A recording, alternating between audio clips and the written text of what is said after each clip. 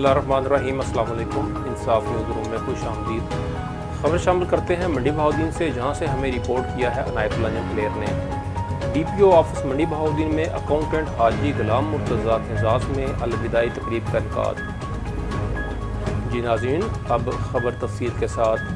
District police officer मंडी बहाउद्दीन के accountant हाजी गुलाम मुर्तज़ा के एजाज़ में अलविदाई पार्टी का इनकाद किया गया। इस मौका पर DPO मंडी बहाउद्दीन साजिद हुसैन खोकर और मारूफ सियासी समाजी शख्सियत सहेल अशरफ फारूक ने नुमायां कारकर्दगी पर हाजी गुलाम मुर्तज़ा को एजाज़ी शील्ड और तोहफ़े दिए।